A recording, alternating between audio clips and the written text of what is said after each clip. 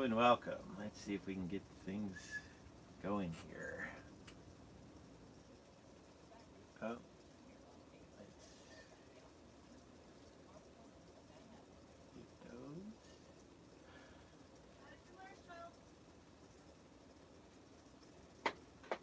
Okay. We're going to turn my volume down so that it doesn't interfere. And I know some of you are probably watching a commercial right now, so thank you for that. We're going to play around a little bit here for a few minutes until everybody gets in here, because I know some people are probably watching commercials.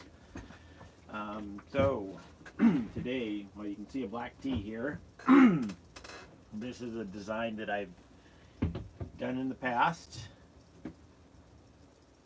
So let's see if we can zoom in a little bit here. So this here is one that I've called the Rainbow Path or something, but really what it is just a discharge. I started with a black t-shirt, tied it up, discharged it, and then I rinsed it, washed it, and dyed the other. So we're going to go through the whole process here. So the first thing is getting this weird thing. I just was experimenting when I came across this fold. I was just trying to see if I could come up with a unique patterning as I tied the tee up here. So I'm going to show you how I accomplished this. We're going to make a path that's, I don't know, 6-7 inches wide on a t-shirt. And the way that I do that is my preferred method is using Out White Bright. It's a laundry item. You can find it in Walmart near the bleach section. Also, you can use RIT color remover. That's another thing that people use. I've used it. It works great. I just like the Out White Bright better. But whatever your preference for removing color, that's what we're going to go with. The RIT and the Out White Bright remove more color. Before we get started, let's say a quick hello here. I know I haven't been on these lives for a few years now. So let's see. We got David and Saucy Mare and Kel Bell in, Road Trippers, Rhonda, KC, and Nay Hudson. All right. So hello and thank you for joining me this morning. Let's see. I don't know how many we got watching, but anyways, we're just going to go ahead and get started. I decided that,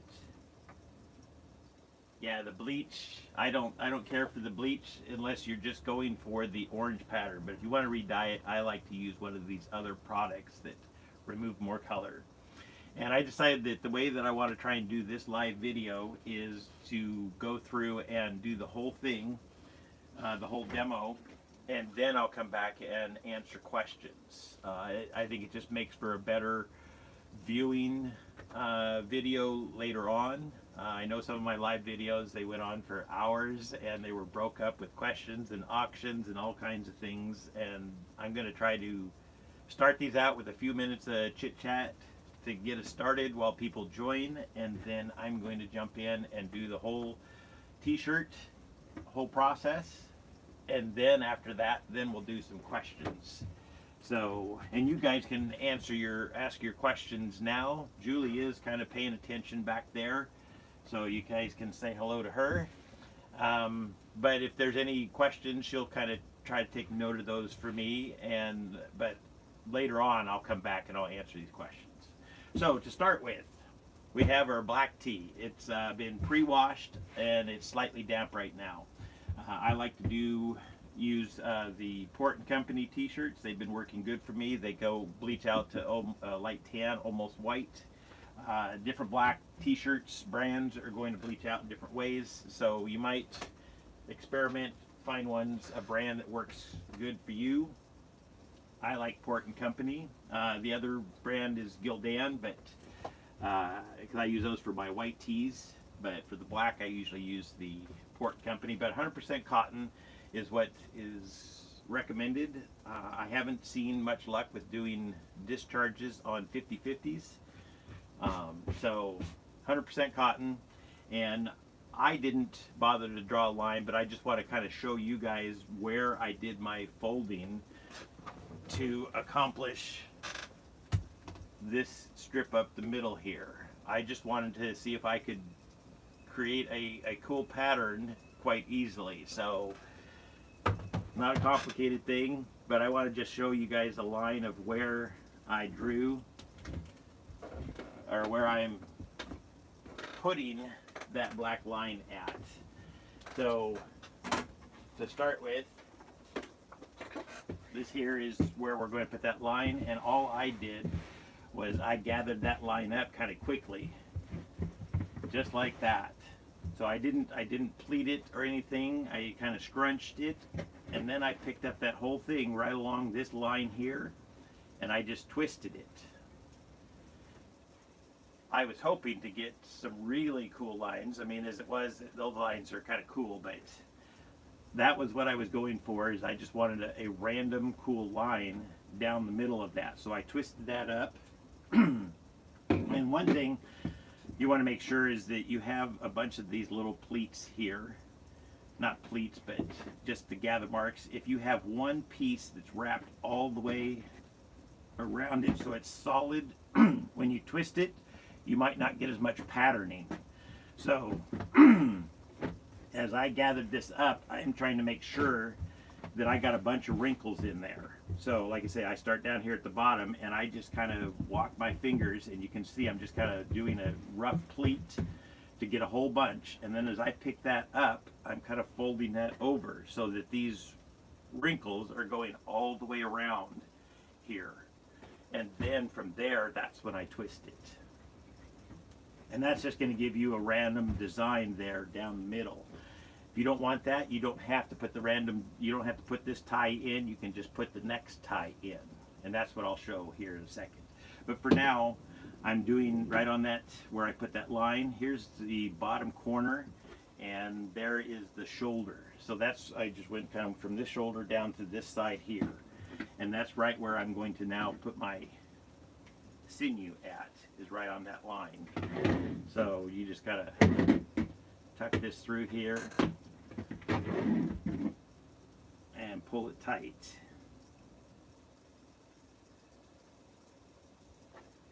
And you can kind of just roll that a little bit, pull it tight, and I roll it some more. And I have a little bit of a channel in there. I mean, I don't like to get little teeny pieces, because you can pull the sinew so tight that you break a piece of the shirt off. But you can have bigger pieces, and that's just going to create more of this patterning within this line here. I don't know, yeah. So just this patterning is created from the creasing that I'm doing here, and then also leaving this little bit of spot. It's going to just add more depth to that line, and that's really what I'm trying to do, is just kind of make a cool line in the middle. So you can even wrap that and include more like this here, but I'm just going to go with just the one wrap in the middle. Pull it tight. And then the other thing is, how wide do you want your channel to be? I had mine about 6 inches wide. So this here is what we're looking at, and what I did was I just folded this in half now. So you want to go about, if you want a 6-inch channel, you want to go about 3 inches up and do your second tie on here. So that you're just going to wrap that around, because 3 inches on this side, 3 inches on that side makes 6 inches total there. Oh, and I just seen we got a new member. Thank you, welcome Brent. Okay, so now I'm going to tie this around, wrap this around a couple more times, pull that tight, and when I pull my sinew, I'm making sure to kind of pull where my arm is going away from me, so that if this breaks, my arm is going to go back. If you pull where you're pulling like this here, if it breaks, this is going to come up and punch you right in the face, and let me tell you, that hurts. You don't want to experience that. So always try to pull where your arm is going back away from you, not towards you. So, and I do have a video where I explain how I use sinew and kite string, and I put that in the description box down below. So let's see. Now we're going to cut this and do our discharging. Whenever I cut my sinew, I like to just kind of make a little loop, put my finger in there, twist it, and stick the end through. That just puts a big knot into my sinew there, and that just makes it easier to grab that and pull it out later. This here is a weird little tail from where I started. I cut those off just so that they're not confusing me as to what I want to grab and pull when I'm unwrapping this. So now, excuse me. Now it's time for the Out White Bright. So I already have my water boiling. Let me just get it. Yeah. So the water is boiling. So what I'm going to do now is add a little bit of Out White Bright into this container here. And this one we're going to just kind of dunk the t-shirt down in there. So to get the rest of the t-shirt up out of the way so that I don't accidentally dunk it down in there, I'm just going to kind of fold this up and band it.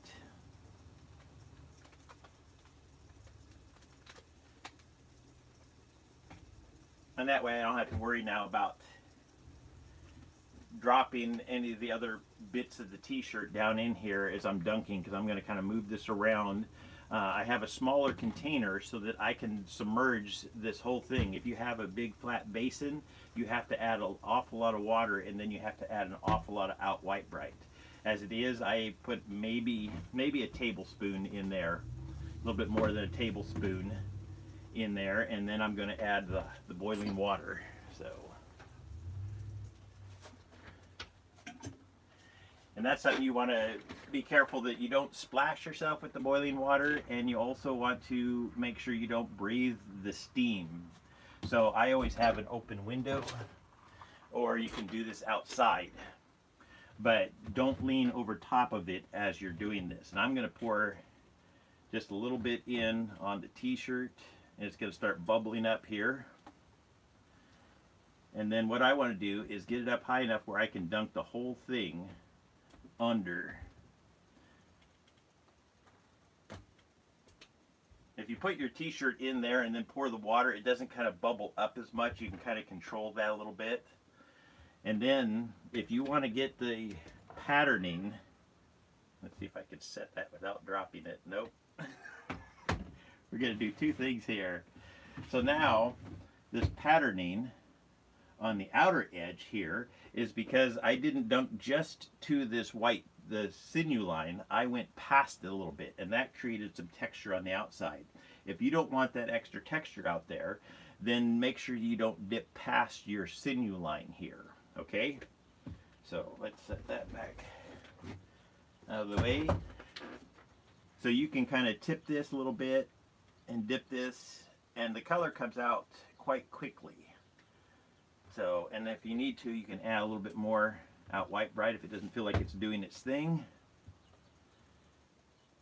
And I'm going to go ahead and dip this past the sinew line, so you can kind of just squish it down in there a little bit. But I want to get a little bit of color removed past the sinew line, because I like that little bit of texture in there.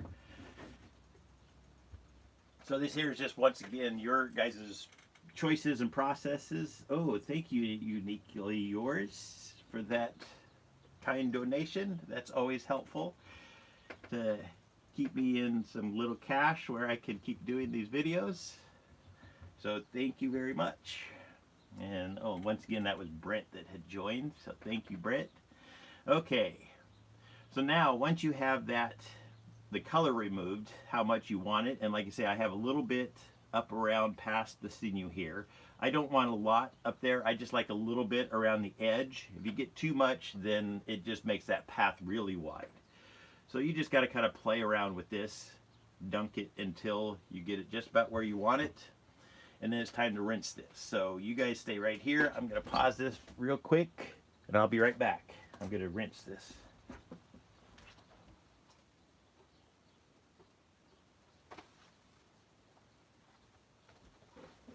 Okay, so I'm back. So what I did was I soaked this in the sink for about 20 minutes. I mean, I rinsed it under cold water really good. And then I soaked it in the sink for about 20 minutes and kind of squeezed it. You can see a lot of the the orange stuff coming out. That's just the broken down black dye that came out, and you squeeze it and that comes out, and then I put it in the washing machine and run it through on the spin cycle, and you can see a little bit of discoloration over on this side. That's because that was against the wall when it was spinning, and the last bits of the chemicals came out right there. And then I rinse it again, spin it out one more time so it's barely damp, and then it's time to open this up and see what we got here. So let's get rid of this.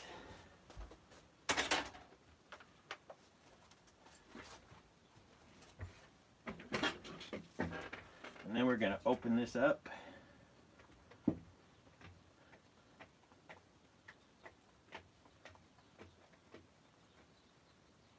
Okay, so there's that first tie. So this here is the outer edge here. And you can see that my out white bright went up past that, so it made the thing a little bit whiter on both sides. And then the bit here in the middle. So we'll unwrap that and see what kind of a patterning we got in the middle.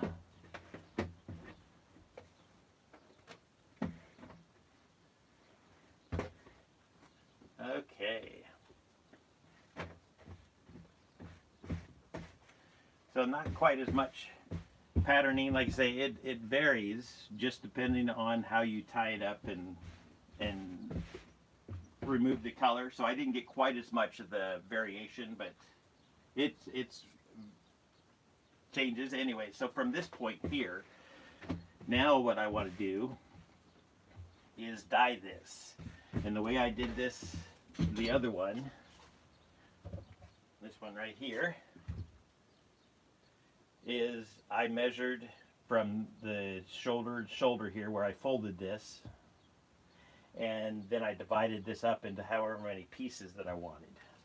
So each shirt is going to be different depending on how big it is, what this measurement is from the shoulder to the bottom hem here. So that's what I'm measuring. And I got about 34 inches. So what I'm going to do is go probably about every 8 inches. I'm going to start down at this bottom corner here. Actually, I want to include this in, so I'm going to kind of start folding from right there, and then I'm going to go up 8 inches all along this line here. So I'm going to go 8 inches, and then I'm going to go about 16 inches, and then 24. Actually, I'm going to go 25 just because we're not exactly at 32 inches. And then the last one up here on the shoulder. So what I've done now, and you can freehand this if you want, or you can measure it out, but I like to measure mine out, because I drew my fold lines in.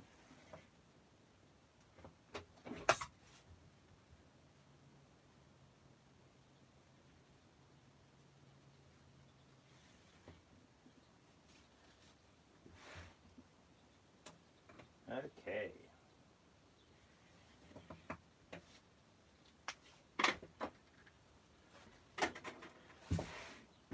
So now those are the lines that I'm going to fold along here. Make sure you guys can see all of those. And I'm just using washable markers here, Crayola brand. I'm slowly compiling a list of all of the tools and things that I use. A lot of things I buy from Amazon. So once I get this list compiled, I will kind of put that out someplace to show, and it has links. And if you guys use the links that I provide, then I get credit for the sales. And anyways, so the next thing I'm going to do now is fold along this diagonal line here. And whenever I have these sharp corners in here like this, I like to end my fold where this here is on the downward side, meaning that last bit of line is on the downward side, and then this other one, I can take this other line and fold it straight across, just like that. And then I can keep folding my line here. I do have a plan to make a video where I kind of showed that in larger detail. I haven't got there yet. I'm just now getting back to building this channel back up again, so please be patient with me. I will get to these videos soon.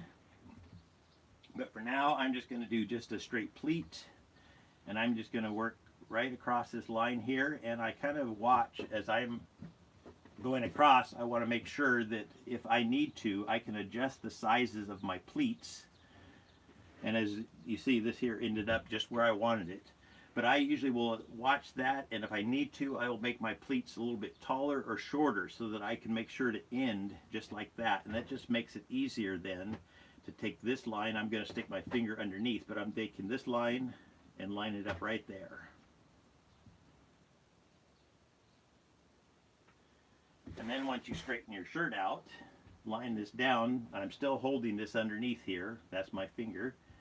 Once I get this lined up, I can let that go, pleat it down, and I don't know if you can see that, but there's just a little bit of a U-turn right there.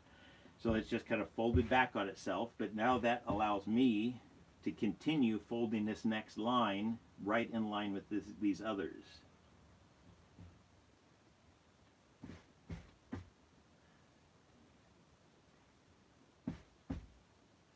And I'm going to do the same thing. I'm watching once I get close to that pleat. If I need to, I adjust the sizes of my pleats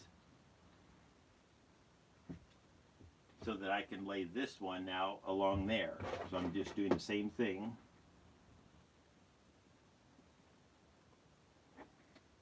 All right.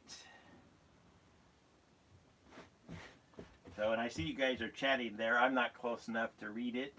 Like I say, I am trying to just go all the way through the video to make it easier for the people that come back later and watch this, so they don't have to try to sort through all my chatting to get to the video. But I will get back to the questions and answers, so thank you for your patience. You guys can even write your questions down so that when I ask for them, then you're ready to ask them. Anyways. Okay, one more pleat here, so I'm going to adjust that.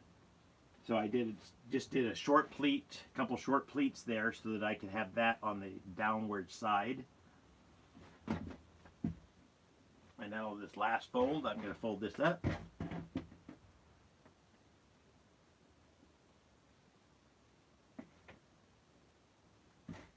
That's the nice thing about fabric, is it's very flexible, so you can kind of bend it and twist it however you need it to line up in the fashion you need it.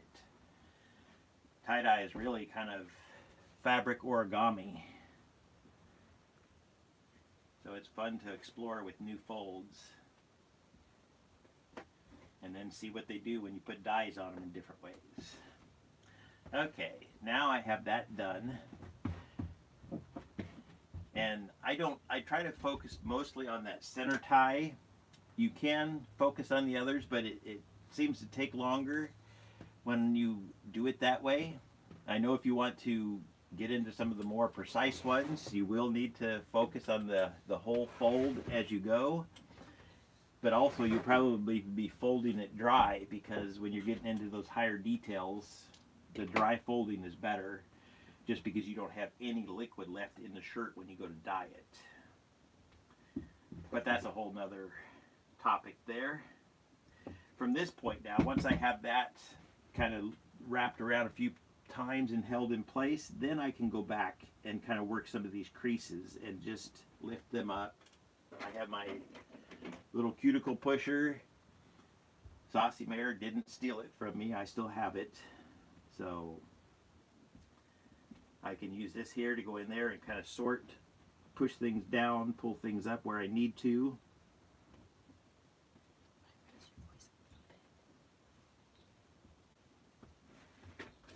Okay, so now once I get some of these pleats sorted out and straightened out here on these outer edges, like I say, these here all kind of show up as like little U-turns because you folded and then you went back the other direction. So those are what I'm trying to sort out and get to stand back up here. So you can just kind of slowly get those all lined up how you want them. And then from that point, I just fold the rest of the shirt up with the pleats just kind of as nicely as I can get them arranged. Like I say, the more time you spend on the folding of this, the more you're going to dial this design in. But I don't want to spend 4 hours doing a video trying to explain and show that, so I'm just kind of going quickly with this. But to get a greater detail within your pattern, spend more time getting all of these creases lined out here.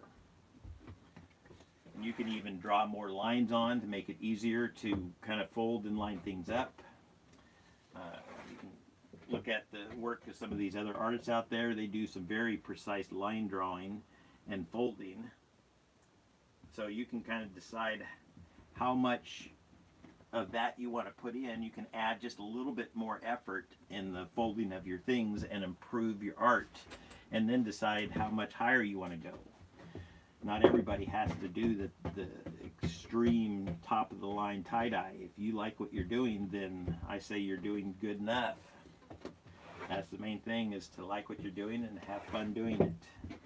Okay, so now this last little bit, I'm still folding because this here, I'm going to dye that. I'm not going to be dyeing on the black part here, but when it comes time for dyeing out here, this little bit, I'm still going to dye it because it's within my channel, or path, or road, or whatever you want to call that, down through the black. Okay, so now we're going to go back over this other side. Once again, I'm going to pull some of those pleats up a little bit, lay some of the other ones down.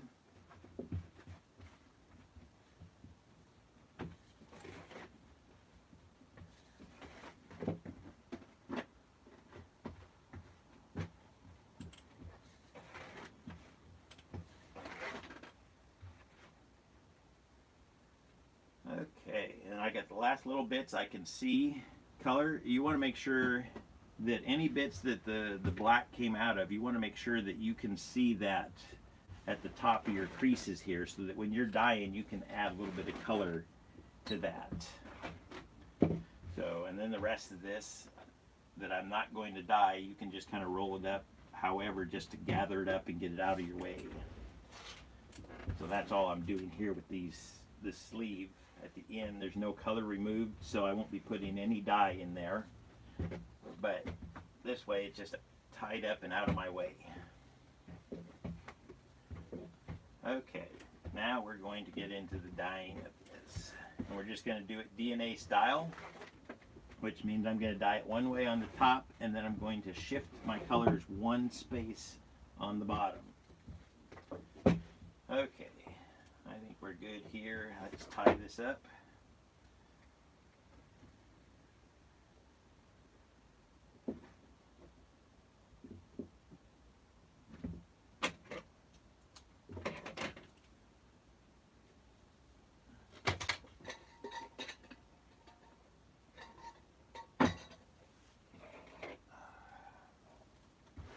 Okay, so now you can see, especially here on the bottom, that not everything, and that's because we took this channel and we zigzag back and forth, and it down the middle of the channel it's here, but these are the outer edges where I folded out and around it. So where I folded down into this channel here and had this never mind. I think you guys can understand. This here is just the outer edges of the channel where the lines go in. So we're going to dye all of it, but like I say, we're not going to just dye solid lines. I'm only going to put color on where I see the lack of color. So let me get some gloves and we're going to get our dyes lined out.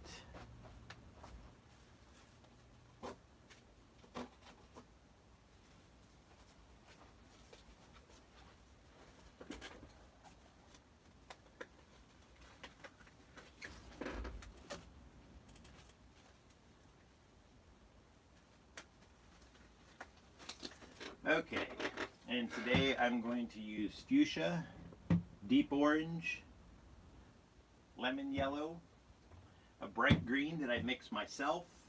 And the way I mix the bright green is I use 3 parts lemon yellow, 1 part turquoise, and that makes my bright green. You can brighten it up even more by adding more yellow, or darken it up by adding more blue. And then I have plum for my purple. Okay, now I can see color all the way over here and on this outer edge here, and then I can see color all the way to there.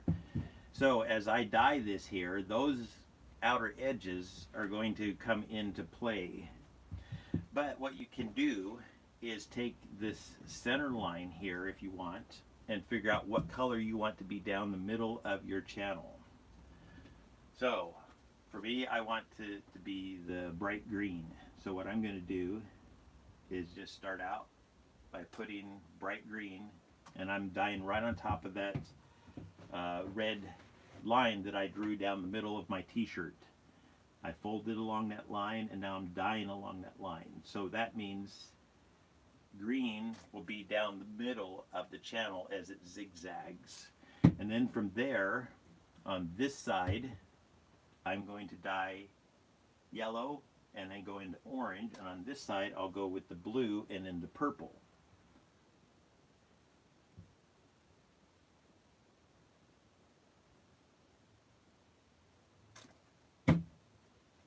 And I like to get all of the colors on before I heavily saturate it, just so that I have gravity working on the shirt. If you try to fill this space right here with the orange dye, it's just going to keep going, but it's also going to spread out to the sides. So by getting all of your colors put on, then you can go back and add more colors, and I feel like that just makes them all sink down in rather than spread out as much. Okay, so now we're getting to the point where we have black mixed in. So for the little bits, I might go over it a little bit, but mostly I'm skipping over the black parts and hitting just where the color is. But like I say, in the skinny parts, you might do it because there might be a little bit of a white spot down in the middle. But on these outer edges, you just need to go with what you can see. And sometimes using your cuticle pusher to open it up to see inside helps. Okay, so now we got all the way out to that edge with the fuchsia, so I'm going to start back with the purple here on this outer edge.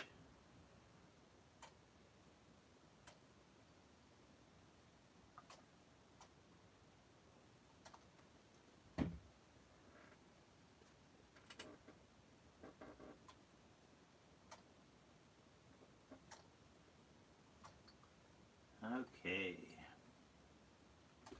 I think we're getting close to a point where I can start looking at the questions a little bit. I like to get a good start into my thing. I've done it before where I start dyeing and I'm talking, and then I miss a spot someplace, or I use the wrong color. So now we just are going to continue with this, and I'm going to see what kind of questions I might be able to answer while we're going along here. So I'm going to read some of these things. Lesson I had learned, fold my style. Tie-dye yesterday. Oh, congratulations, road tripper, for your first spiral. Why kite string? I prefer the kite string just because I can control how tight I get it. When I do the rubber bands, sometimes you put the rubber bands on and they can either be too loose or they can be way too tight by doubling them up. But that doesn't mean that rubber bands are bad. It just means that it wasn't my choice. I used them for many years, and then once I found the kite string, I practiced with it, and I started using the kite string. Let's see. I can't get carbonate soda in the UK. Bicarb is expensive. Can soda crystals or salt be effective? I'll have to look into that. Not salt. You need to raise the pH level, and that's what the sodium carbonate does.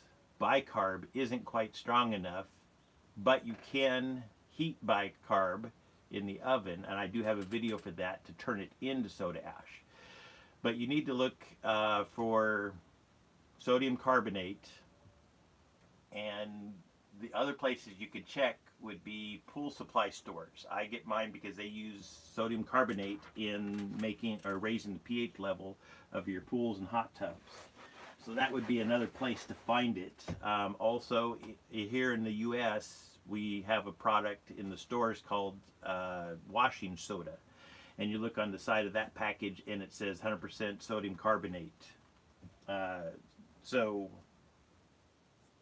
anyways, I hope that helps you, but you can also message me on Facebook and I can see if I can help you some more with that. But I know that the salt is not going to do it because you need to raise the pH level.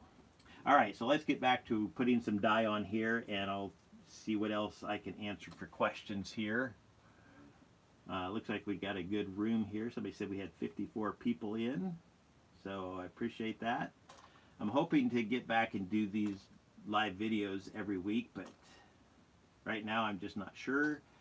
But I knew that I wanted to do one now, so I was inspired to get it set up, so here I am, and then I will keep on doing these as much as I get the new ideas and have the time to get in here and make these. Okay. I guess I can't answer questions as easily as I thought I could here. But do you let your shirt dry between bleaching it and then soaking it in soda ash and then dry again before you bleach it? Okay, I didn't let this dry. I did the, and it's not bleach, it's out white bright. So I use the out white bright, I rinse it, and you can wash it. But if you're going to leave it tied up, it's harder to wash it. So I just rinse it really good, and then you can soak it in soda ash, and then just dye it. If you're bleaching though, you need to neutralize the bleach. And there's a whole process for that, using peroxide and water or a bleach stop agent. So I do have 3 videos on bleaching within my Discharge playlist. So you can check that if you're specifically asking questions about bleaching. And that would guide you up a little more on how to do the bleaching process. Okay, so we're about out to this edge here. And you can see I didn't need to put the turquoise in this whole thing, just this one little spot here. Okay, now I'm going to go through and add another color coat. And I usually will just start with one color and touch up all of the places with that one color. And I just usually start in the middle because that's where I was at started before. But you can really kind of do it in whatever order works best for you. I'm just kind of showing you guys how I do it so that you guys can figure out how you want to do it. Tie-dye is really an individual thing. There's very few rules to it. If you're working with Procyon dyes, the main rule is that you need to have your dye, your cotton fabric, or other natural fiber like bamboo, hemp, linen, and your soda ash all present before you batch it. But you don't have to have it soaked in soda ash beforehand. Like this shirt here, I didn't soak it in soda ash. I did the rinse on it, I spun it out, and then I'm going to add the soda ash at the end. And I also have a video on when to add soda ash that explains that and demos that. You can also wash your shirt, tie it up, or spin it out so it's just barely damp, tie it up, and then soak it in soda ash. Or like I say, you can do it at the end, and that's what I'm going to do here. Once I get this all the way dyed up, then I'm going to coat it with soda ash. All right, so there's the front side. Going to wipe up the table, and I'm going to flip it over. And now this time, the way that I'm going to do it is I'm going to start from one edge, because it can get kind of confusing to try to do this other ways from the middle. Okay, so when I'm doing a DNA dye, from one edge to the other, your colors are going to shift one spot. So at this edge here, I started with the bright green. So now I'm going to shift that down one space so that it moves all my colors over one spot. So now if I had any white along this line, I would put turquoise on. I'm just going to put just a little bit right there just because. And if I had any white here, I would put purple. And there is just a little tiny spot. So really what you're doing is putting the colors that are on the bottom just one space over for a DNA design. And this way it makes it easier where you can just go right down the line here, one color after the next, instead of trying to remember which color you need to put on next if you line your bottles up.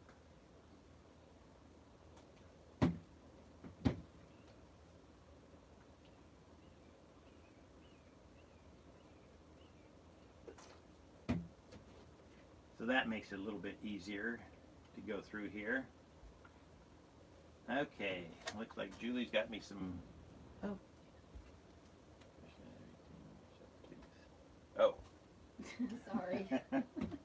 Okay, we're going to do questions at the end. I think Julie has some things she's got to do, so as I'm getting back into this, I know in the past I was able to do dyeing and questions and everything all at once, but now I'm feeling a little flustered, so I'm going to just get this dyed up and then I'll go back to some questions here. So I appreciate you guys' patience as I figure out this live video thing again. But I'm just going to keep on dyeing this, just going across one color after the next. And I can kind of see, I mean, when you have just a white tee, it's easy to see, looking at the front of your shirt here, what color is next. So I just line them up and, like I say, just go one to the next, all the way across.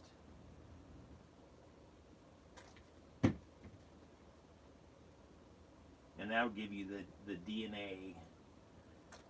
Back in the day when I first was playing with this dyeing method, I called it sawtooth. But over time I've seen other people calling it DNA, so sometimes it's easier just to adapt with the names that are out there. Okay, we're just about done with this. I think I got just a little bit more color in these outer folds here. Yeah.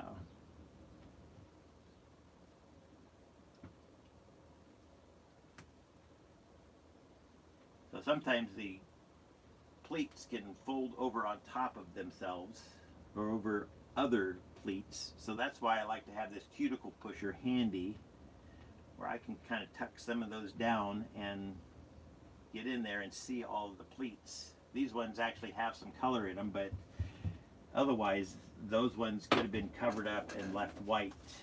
So anyways, yeah, it's good to just take a peek down in your creases and see where you might need to add color at.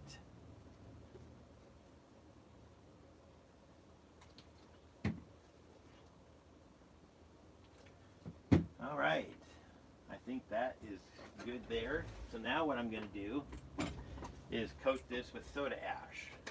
And the way that I usually do it is I'll put a rag down underneath it,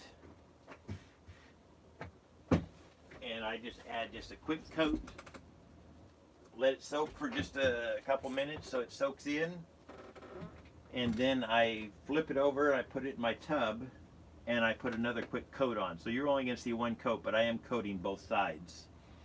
And I took and cut the nozzle of this bottle just a little bit bigger so that I have a lot of soda ash that comes out at once. And then I just do just a quick over top. You can see the bottle is almost full. I don't use a whole lot of soda ash on this. Oh, and I've also mixed this double strength. So like I say, this here is my own experiment and from my own playing around and stuff. 1 cup to 1 gallon is what you need for regular soda ash. I do mine a little bit differently just because. So I have 2 cups of soda ash mixed into 1 gallon of water here. So I have mine just a little extra strong. That's my own personal preference. And then I'm just going to go over all my color that I see, and I'm just adding just a quick coat. But at the same time, you guys could do this t-shirt, remove all of the color, rinse it, wash it, and then soak it in soda ash, and then spit it out, and then fold it up and dye it. You don't have to add the soda ash at the end like I did. These are all just variables that you guys get to pick for yourselves. Once I let this sit, in fact, I'll go ahead and coat the other side just so you can see it. Normally I will put this in my tub over there, but we will coat the other side. So after, like I said, I leave it sit, and then I coat both sides. And then from this point, I put it away and I batch it for 48 hours. I do mine in a tub. You can also put them in a bag, wrap them in plastic, or cover them with plastic.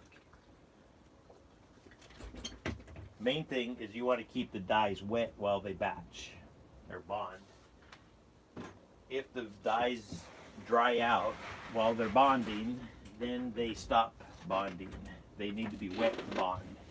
So you want to keep your tie-dye wet. Okay. So we got that done. Now I'm going to take a quick peek and see if I have any questions here. I appreciate you guys hanging out as I figure out this new process here. So I'm going to go through and just read some of these questions if there are any. Let your shirts dry. Okay, you answered. What is your favorite color rainbow? I did one with vivid yellow, and that'll never happen again. Lemon for me. Yeah, I think yellow is my favorite. Favorite yellow. The lemon yellow is the favorite to use in the rainbow. But I like to switch my rainbow up. Sometimes this time I used the brighter shades and colors. Other times I will like to, instead of using a turquoise, I'll use a dark green or dark blue in there. And sometimes I like to add an emerald green in instead of my bright green. But yeah, the lemon yellow is usually a standard in there. Deep orange is a standard. And the purple is one that sometimes I'll use a darker purple, but other times I like to use kind of a violet. I don't know that I have a favorite combination. I like to mix it up, and I just go in different shades. Fuchsia is one that I use mostly, but sometimes I'll lighten it up and use light pink. Other times I will break out a red and use that. So as far as rainbow, I love the rainbow, but I love to mix it up and try new things. Sometimes I'll even leave a color out, or I will add an extra color in. So I'll use both colors of green and maybe both colors of blue. So instead of a 7-color rainbow, it's a 9 or 10 color rainbow. Let's see. Is there any difference which dishwasher you use after coloring the final? Oh, you're probably talking about the soap. I use Synthropol soap in mine. It's a soap you can get from Dharma, but the other option that I know a lot of dyers use is Blue Dawn. I don't know for sure if you can use other ones. The Blue Dawn is the one that's mentioned all the time. I assume that's because it's pH neutral. If you have soda ash in your soap, then you could possibly reactivate the dyes, and when you rinse dyes out in the washer, it gets muddy in there because you have all of the colors. And if you have soda ash that's in your laundry detergent or in your soap that you're using, you could reactivate those dyes, and then they would start bonding with the cotton in your washer. You don't want that. So that's why I use Synthropol, or I recommend the Blue Dawn, because I know a lot of other dyers use that. Other soaps, I'm not sure. The main thing though I know is find one with no soda ash, pH neutral, something to that effect you want to make sure for your soap. What's the thickest fabric you ever used to dye? I've done some pretty heavy canvas fabrics, and then I've also done some heavy hoodies. Most of the hoodies I've done are like 10.1 ounce, but I think there was a couple of them that were even thicker than that. And I have had some sweaters and coats. The main thing is that it's got to be cotton or a natural fiber of some sort, not wool. Wool is a different process. But yeah, the fabrics, it's just a matter of dyeing them and saturating them. You know, the thicker fabrics are going to be harder to saturate, so simpler folds on thicker fabrics are better. Can you buy soda ash in bulk from Amazon? Quite cheap. Oh, okay. Somebody is just saying you can buy soda ash in bulk from Amazon. So that's something to look up. Soda ash, sodium carbonate on Amazon. Oh, somebody said they don't have an Amazon account. Okay, it looks like that's getting figured out. Yeah, because the UK dyers would probably be more helpful for finding these supplies. I'm not in the UK, but I know there's also a UK Facebook page for tie-dye, so you might look that up. Let's see, who was it that was asking the questions? I know Saucy Mare is trying to help because she's in the UK. Anyways, yeah, we'll let that go. Thank you, Brent. Let's see, I think we're getting down to the end here.